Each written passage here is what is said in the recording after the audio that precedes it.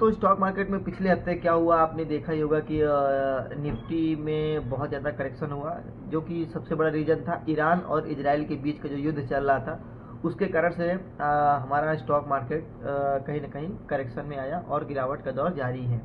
और उसी के साथ साथ दोस्तों हमारा जो बिटकॉइन है, चाहे वो इथेरियम हो या फिर बिटकॉइन, उसमें भी कहीं ना कहीं गिरावट का दौर देखा गया है।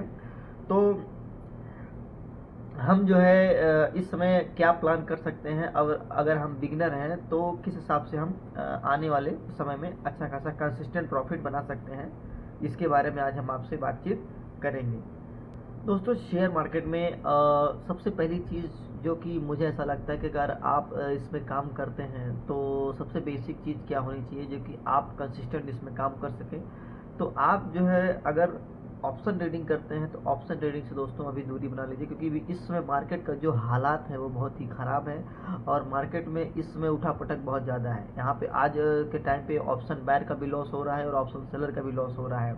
मार्केट कहीं से भी गिर जाता है और कहीं से भी उठ जा रहा है। एक प्रॉपर जो एक ट्रेडिंग का जो एक चार्ट होता है उस चार्ट को मार्केट फॉलो नहीं कर पा रहा है। मार्केट खुद कंफ्यूजन में है कि मैं किधर जाऊँ, ऊपर जाऊँ नीचे जाऊँ, कि मतलब ईरान इजराइल अगर युद्ध हो गया तो मार्केट गिर भी सकता है, अगर युद्ध टल गया तो ऊपर भी जा सकता है। तो अभी ये जो बीच का सिनेरियो है मार्केट इसमें फंसा हुआ है। खैर कोई बात नहीं, लेकिन अगर आप बिगनर हैं और स्टॉक मार्केट में पैसा बड़ा बनाना बात नहीं है दोस्तों, कंसिस्टेंट बनाना बहुत ज़रूरी है।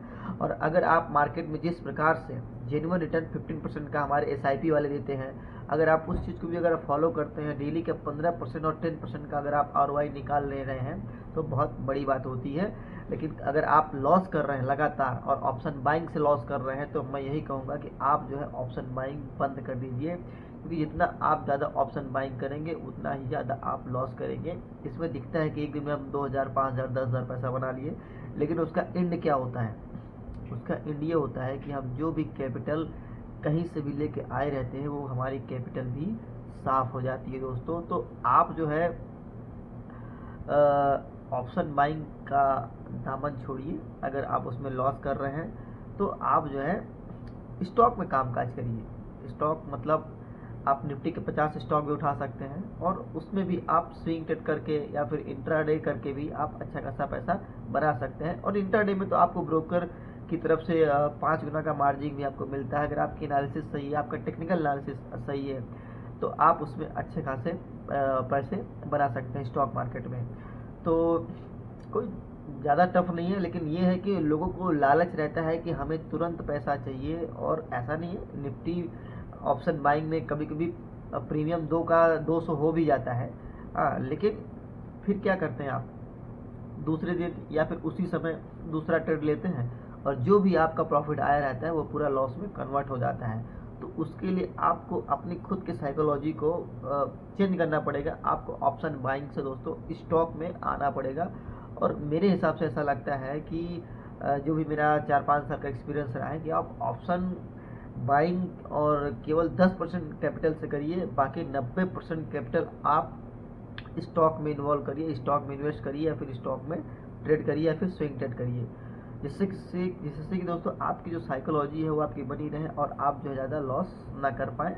और आपका अगर ऑप्शन बाइंग में लॉस भी होगा तो बहुत ही मिनिमम लॉस होगा। तो बस यही है मेरा कहना दोस्तों कि आप जो है अपनी साइकोलॉजी को चेंज करिए। और लगातार आप लॉस कर रहे हैं अगर स्टॉक में ऑप्शन बाइंग में, तो बंद कर दीजिए। आप अपना कंफर्ट जोन देखिए कि आप जो है मार्केट में किस चीज़ में कंफर्ट ज़्यादा है, आपसे क्या चीज़ ऐसी हो पा रही है।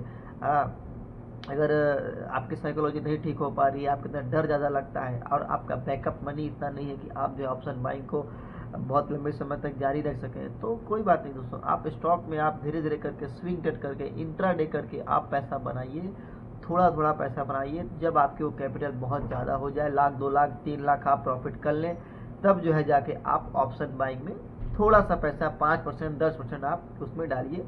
वो भी बहुत ज़्यादा उसमें कैपिटल ना डालें तो ज़्यादा अच्छा है। और मेरी बात मानिए दोस्तों तो आप ऑप्शन बाइंग करिए ही मत, क्योंकि ऑप्शन बाइंग दिखाता पैसा तुरंत है लेकिन आपके कैपिटल को वो पूरा साफ कर देता है। और आप खुद ही सोचिए कि जितनी भी बार आप ऑप्शन बाइंग कर रहे होंगे आपका कैपिटल कितनी बार साफ हो चुकी होगी, क्योंकि दोस्तों मार्केट अनप्रिडिक्टेबल है, मार्केट कहीं से भी गिर जाता है, कहीं से भी उड़ जाएगा, तो आप उसको प्रिडिक्ट नहीं कर पाएंगे। बस आप अपना रिस्क रिवॉर्ड मैनेज करके ही आप इसमें काम काज कर सकते हैं अगर आप ऑप्शन बाइंग करते हैं।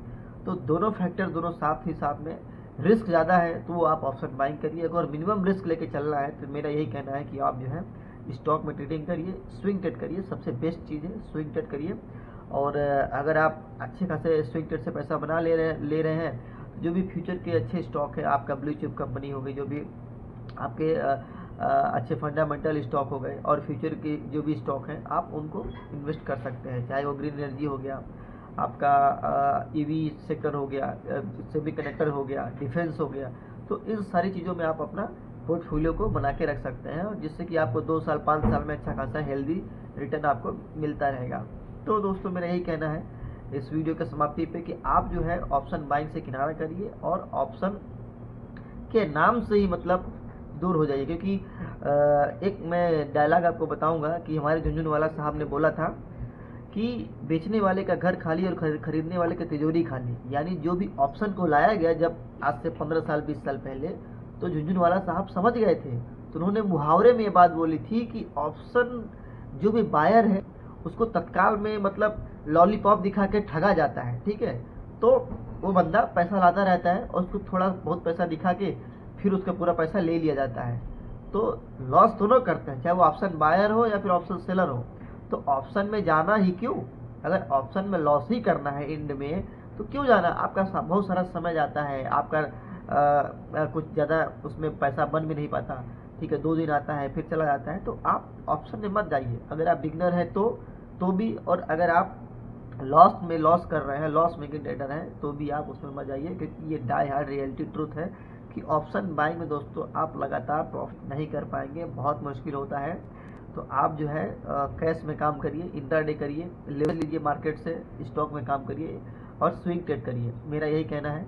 बाकी पैसे आपके हैं, आपकी मर्जी, आप जैसे चाहे उसको कर सकते हैं।